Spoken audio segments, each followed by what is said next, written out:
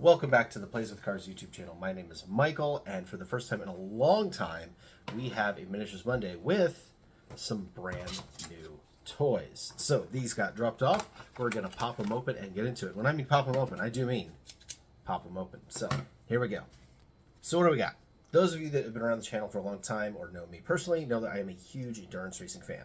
Specifically, anything that's run 24 Hours of Le Mans, 24 Hours of Daytona, 12 Hours of Sebring, anything like that, World Endurance Championship, GTP era, all of it. I love it all, and AFX has been doing a whole run of cars like that, and well, I wanted to make sure I added them to my collection, which, by the way, Sebring was this last week, and hats tip to my boys Porsche for winning that one. They are going for the Triple Crown, which is super duper awesome. But what we've got here are some Ford GT-40s, just like my old Blip Shift shirt here. Now, why did I get these? Well, let me show you. This case is one of my collection cases, and as you can see, I have quite the lineup of Can-Am and endurance racing cars, and I go back to all the eras. We, of course, have to have your Porsche 917 in Gulf colors here, as well as the Ferrari 512M in the Sunoco colors. Now, these are also AFX. For those of you that are unaware, AFX was a major sub-brand of Aurora. Aurora made the Thunderjet and the AFX, and then the Magna Traction and all sorts of other different chassis. But AFX was definitely one of the big names to come out of it. Despite all of the other chassis that were based off of it, they still remained AFX cars. And when Aurora folded up shop, they were actually bought out by Tomy, who kept the AFX name going and made the Tomy Turbo chassis, among other advances in the technology, as well as new bodies and things. And then after Tomy was done with them, Tomy still exists, they just got rid of the stock cars, then you got Racemasters. And Racemasters is who owns AFX now. So now AFX are these guys. These are called Mega G Pluses, and as you can see, they are a can motor. Now, the most fun thing about there being so many different eras and chassis that go into the AFX body is that they all use one or two different body clip styles, and so they are all pretty much interchangeable with each other. Now, you do have some wheelbase variances, namely the 1.5 and the 1.7 inch, but other than that, they really do go back and forth. So you can pull a very modern chassis and put it underneath the very early cars. Vice versa, it all works, which is a whole lot of fun from a racing standpoint. And from a collecting standpoint, it's a lot of fun that because they've been made for so long, they actually span the different eras of endurance racing cars. And so you have a lot of different generations of cars to collect. And what Racemasters has been doing is coming back to the old school and doing some of the older race cars, namely the GT-40s. They've been making the Mark IIs for a hot minute now. In fact, this one goes back to before they were the Mega G Plus with the can motor. And yeah, making a whole lot of different variations and paint schemes and whatnot. But what I didn't have was a Mark IV. So I needed to add one to my collection. Now, I did pick a red one because the red ones go faster, but also it was a really cool paint scheme, and I believe this one is the car that Foyt used to win that year, which is super duper rad. And yeah, I know it's a numbered collectible, but as you saw in my collection, I like to free my cars because we actually drive them. So if you are a new in the box kind of guy, you might want to look away right now. So we are going to free this from its tomb.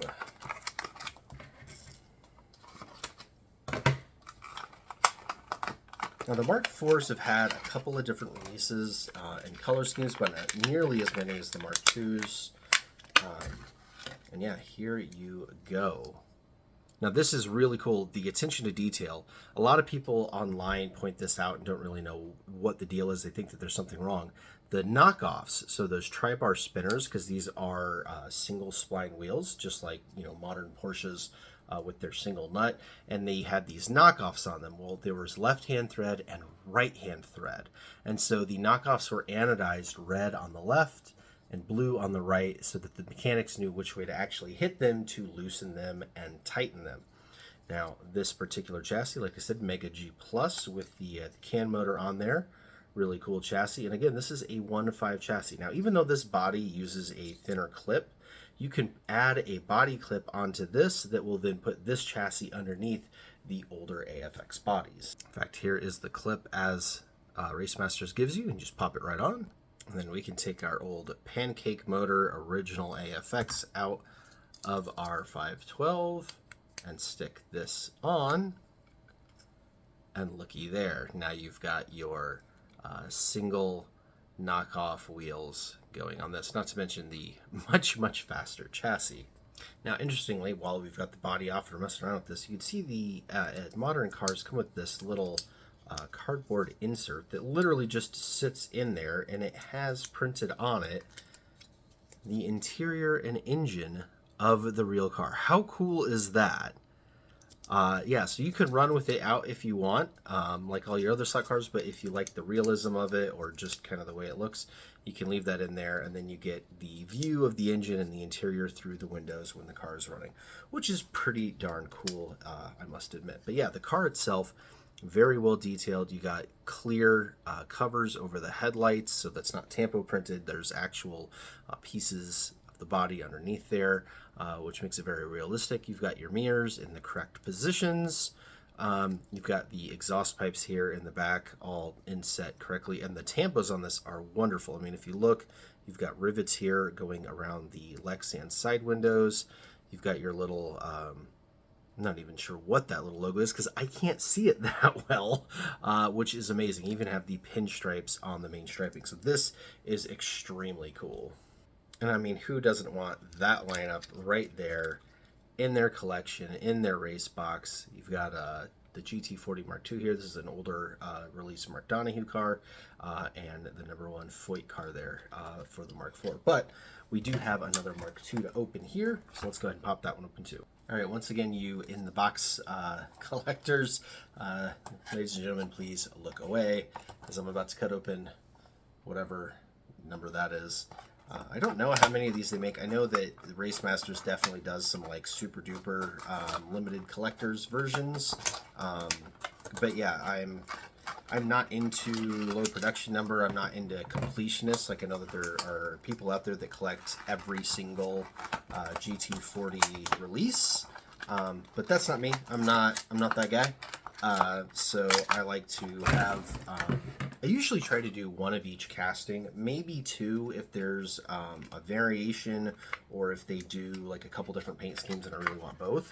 But other than that, I am not a completionist by any stretch of the imagination. So there is definitely that. All right, so here we go with the #2 car. Now I have to check. I think if I remember correctly, reading online, they actually assembled these wrong. They have the copper-y red colored ones on the left or the right side and the blue on the left, and it should be the other way around. So I will have to pop the back wheels off of the axle here and swap the front axle around in order to get that all corrected. But other than that, this is a fantastic release. Now there is a little bit of a problem with these Mark IIs as they age. This is actually something that came about. So you see on the older version here, the rear wheel sits in the wheel well pretty darn nice. The newer version here, the back of the car, here we go, try to get it in the light right there, it starts creeping up toward the wheel. There was actually a release a couple after this one. It was one of the white Daytona cars, where the back fender here actually was contacting the tire, and they had to do something to the mold of the bodies or something like that. I think they're getting some sort of a sag in the back as they're coming out of the mold, and they needed something to kind of hold them up a little bit while they cured. I'm not real sure what the deal was or how they fixed it, but they even had like a little bit of a recall going on the car. So if you've got one that's really close to the back fender there, or even touching, definitely contact Racemasters and they will send you a replacement. They're actually really good on customer service. But yeah, looking at the two releases side by side, we've got the same insert inside, the same clear windows. Now the Mark IIs have painted headlights. They are not clear headlights like the Mark IVs. But yeah, the uptake in detail is pretty good. They're doing a little bit more detail in the back. You can see the chrome rings around the taillights, for example, instead of just the red. Same thing with the headlights here. The newer version has all the little rivets. The older one doesn't. And yeah, that is pretty cool. Otherwise, the differences are literally the paint schemes themselves. Now, the number 2 here is really interesting. This car actually had prototype reflective numerals on it, but the roundels, they were made of a funky material that wasn't staying on the car, and so they actually had to rivet it to the door in order to get that reflective material to stay there. So cool little detail that Racemasters made sure to have on their Mark IIs. But yeah, I kind of really wanted to have both of these versions. You guys know I'm a huge Mark Donahue fan, so I had that. But the black number 2 is so iconic. Kind of had to have that one too. Funnily enough, full disclosure, I did actually own another Mark II already, right here, that I found in my case after I had already purchased these and opened the box, and I was like, oh, that was dumb. So I will be having to sell this one, but I did want to show you guys that the changes in time over the packaging. This one is the older one. You can see we've got the part number on there, 22031, but that's it. This one still has the 22031, but says GT-40 Mark IIB number 2 C-ring on it. And then also, look at the difference in their numbers. It's both the front number and the back number are different. They don't share either one. And they are literally the exact same release and cars. So, yeah, don't know what is going on with that. But yeah, I wouldn't read too much into these numbers, I guess, is what I'm saying. Now, I also have one of the older release Cobra Daytona coupes. This one is on an old Tommy Turbo chassis. And yeah, that is quite the lineup right there with the 4 different Shelby cars. Very, very, very cool. Now, I'm not much of a T-Jet guy. They just kind of predate me a bit, and they're also like really, really, really expensive, so I don't have many of them. But one of the ones I do have is this Ferrari 250 GTO in red, of course, with the stripes. I do really love this car, so this is also in there with all of my other Le Mans cars. Just wanted to throw it in. All right, that's going to do it for this episode of Miniatures Mondays. I hope you enjoyed that.